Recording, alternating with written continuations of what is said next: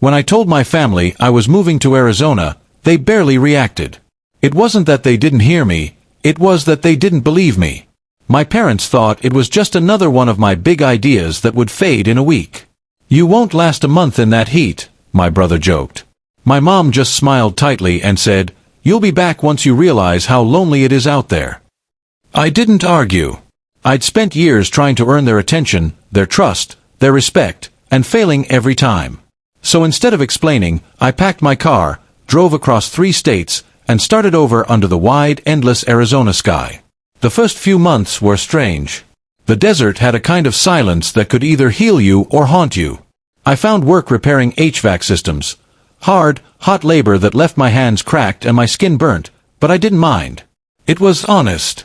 Every night, I'd sit outside my small rented trailer, watching the sunset paint the sky in colors I didn't know existed. I sent texts to my family, photos of cacti, dusty roads, and the small victories of my new life. But days turned into weeks, and not one of them replied. Birthdays passed. Holidays too. I told myself I didn't care, but loneliness has a way of whispering when the world gets quiet. By month 6, I'd stopped trying. I worked, slept, and kept to myself. Sometimes I'd think about driving back, but pride is a stubborn companion. I figured they'd made peace with my absence, and maybe I had too. Then, one night, 10 months after I'd left, my phone buzzed at nearly midnight. It was a call from my mom. I hadn't seen her name on my screen in almost a year. My first thought was that it was a mistake, or maybe a pocket dial. But when I answered, her voice came through trembling. "Jason," she said, barely breathing, "are you okay?" I sat up straight, heart pounding. "Yeah," I said slowly. "Why wouldn't I be?" She started crying. "We just got a call from the sheriff's department.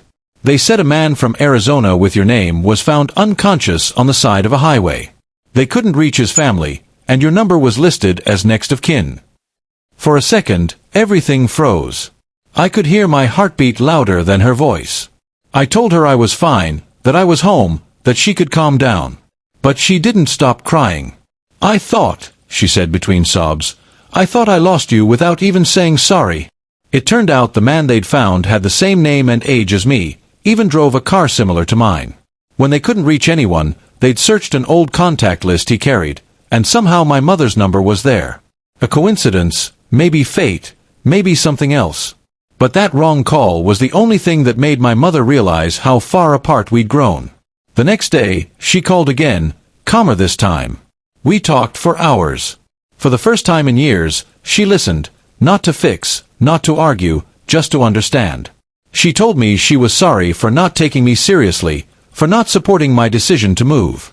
"We thought you were being impulsive," she said softly. "But I see now you were trying to find peace, and we made you feel like you didn't deserve it." I told her I wasn't angry, just tired. Tired of trying to be heard. She said something then that I'll never forget. Sometimes parents don't realize silence hurts more than words. Over the next few weeks, my family reached out more. My dad started calling on Sundays, pretending he just wanted weather updates, though I could tell he missed me. My brother sent me a photo of my old bike he'd fixed up, saying, "Maybe you'll want to ride it again when you visit." It was awkward, but it was something.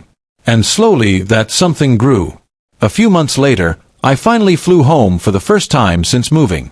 The moment my mom saw me at the airport, she hugged me so tightly I could barely breathe. "You look different," she said. "Happier." And she was right. Arizona had changed me. It taught me that peace doesn't come from being understood. It comes from understanding yourself first. That night, over dinner, my family asked about my life in the desert. For once, they listened, not out of curiosity, but out of care. My mom said quietly, "You know, when I got that call, I realized how fragile everything is.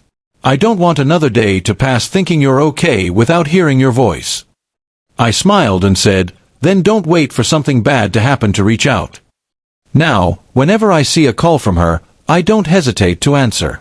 Because that one mistaken phone call, a call meant for another Jason, brought my family back to me.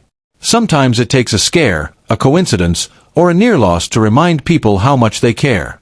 And every time my mom ends our calls now, she always says the same thing, I'm proud of you for finding your own place. And I always answer the same way, thanks, Mom. I just needed you to see it too.